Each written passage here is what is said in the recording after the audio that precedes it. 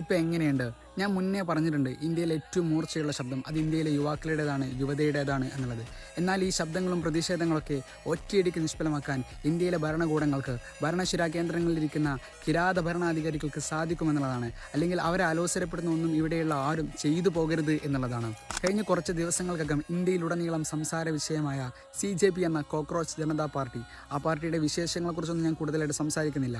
ആദ്യമൊക്കെ നമുക്കൊരു തമാശയായിട്ട് അത് തോന്നിയെങ്കിലും പിന്നീട് അത്രമാത്രം ഗൗരവം നിറഞ്ഞ ഒന്നാണെന്നുള്ളത് ഇവിടെയുള്ള യുവത്വം അത് ഏറ്റെടുത്തപ്പോൾ നമ്മൾ ഓരോരുത്തരും തിരിച്ചറിഞ്ഞതാണ്. വളരെ കുറഞ്ഞ ദിവസം കൊണ്ട് 2 കോടിയിലധികം അംഗത്വമുള്ള ഒരു വലിയ ടീമായിട്ടായിട്ട്, ഒരു ഗ്രൂപ്പായിട്ട് അത് മാറുന്ന സമയത്ത് നമ്മൾ ഓരോരുത്തരും മനസ്സിലാക്കേണ്ടതുണ്ട്, അതിൽ ജെൻസി പിള്ളേരാണ്, അതിൽ ഇവിടെയുള്ള യുവത്വമാണ്, ഇവിടെയുള്ള സാധാരണക്കാരാണ്, ഇവിടെയുള്ള ജനങ്ങളാണ്. അവർക്ക് ഒരുപാട് കാര്യങ്ങളെക്കുറിച്ച് പ്രതികരിക്കേണ്ടതുണ്ട്, പ്രതിഷേധിക്കേണ്ടതുണ്ട്, ഉച്ചത്തിൽ സംസാരിക്കേണ്ടതുണ്ട്. അതിനെല്ലാം അവരെല്ലാവരും ഒത്തുചേർന്നതാണ് അവിടെ. പക്ഷേ ഇതിനെയെല്ലാം ഒറ്റയടിക്ക് നിഷ്ഫലമാക്കാൻ ഇന്ത്യയിലെ ഭരണകൂടങ്ങൾ ശ്രമിക്കുന്നത് എന്തുകൊണ്ടാണെന്ന് നിങ്ങൾ ചിന്തിച്ചു നോക്കിയിട്ടുണ്ടോ? അതെ, അവരെ ഓരോരുത്തരെയും പീഡിപ്പിക്കുന്ന പല വസ്തുതകളും അതിലുണ്ട് എന്നുള്ളതാണ്. അതിൻ്റെ ഫൗണ്ടറെ പോലും കൊന്നുകളയുമെന്ന് ഭീഷണി മുഴക്കുന്ന സമയത്ത്, അതിലുള്ള ആളുകൾ കൂടുതൽ പാകിസ്ഥാനികളും ബംഗ്ലാദേശികളുമാണ് എന്ന് ചാപ്പ കുത്തുന്ന സമയത്ത് നമ്മൾ ഓരോരുത്തരും മനസ്സിലാക്കേണ്ടതുണ്ട്, ഇവിടെയുള്ള യുവാക്കൾക്ക് എന്ത് വിലയാണ് ഈ രാജ്യത്തെ ഭരണാധികാരികൾ നൽകുന്നത് എന്ന് നമ്മൾ ഓരോരുത്തരും. എന്നിരുന്നാലും കൂറകളെന്ന് വിളിച്ച് അധിക്ഷേപിച്ചവരെല്ലാം ഇപ്പോൾ കൂറകളെ കണ്ട് പേടിച്ചു തുടങ്ങിയിട്ടുണ്ട്.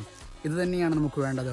അധികാര കസാരകളിൽ ഞെളിഞ്ഞിരിഞ്ഞുകൊണ്ട് എന്ത് തോന്നിയവസവും ചെയ്തു കൂട്ടാമെന്ന് കരുതുന്ന ഇതുപോലെയുള്ള ഭരണാധികാരികൾക്ക് ഒരു കുട്ടുവെച്ചു കൊടുക്കാൻ ഇവിടെയുള്ള യുവത്വമാണ് മുന്നിട്ടിറങ്ങേണ്ടത് എന്നുള്ളതാണ്. ഇന്ത്യയിൽ എന്താണ് നടക്കുന്നത് എന്നുള്ളത്, ഇന്ത്യയിലെ യുവാക്കൾക്ക് എന്തെങ്കിലും വിലയുണ്ടോ എന്നുള്ളത് ചോദ്യങ്ങൾ നിങ്ങളുടെ മുന്നിൽ വെച്ചുകൊണ്ട് ഞാൻ നിർത്തുന്നു. നന്ദി.